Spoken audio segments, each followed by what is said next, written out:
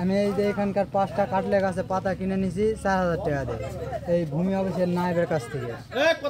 তুই জানো না এটা সরকারি গাছ না? আচ্ছা বলুন তো আমরা ওই বিষয়ে যেটা বলছি সম্পূর্ণ মিথ্যা। ওনাদের কাছ থেকে কেন টাকা নেব?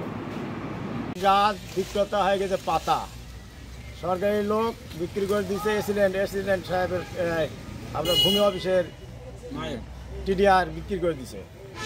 আমরা জনগণ আমরা ট্যাগ দিছি, ট্যাগ দিয়ে কেন বিক্রি করলো, কী জন্য বিক্রি করলো, কত দিয়ে বেচলো, এটা আমরা জানার জন্য ট্যাগ দিছি।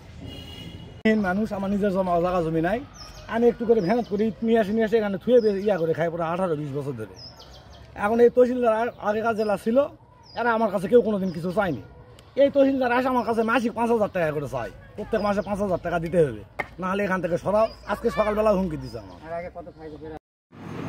আমাদের যেগুলো গাছ কাটার এই ধরনের কথা কিছু হয়নি, গাছটা পরিষ্কার করার জন্য মানে কয়েকটা কিন্তু যে গাছ কাটছে আমরা ভিতরে অফিসে কাজ করতেছিলাম, ও একদম ওপরে ভুল বসতে হয়ে গেছে, ওর জন্য তো ভুল বুঝতেছে, এটা আসলে ঠিক না।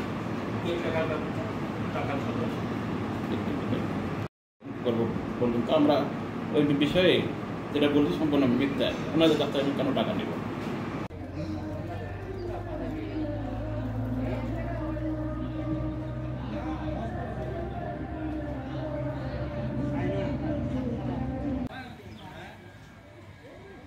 একটা কাগজ সই করলে তো 1500, 1600, 1800, 1900 টাকা করে নেই।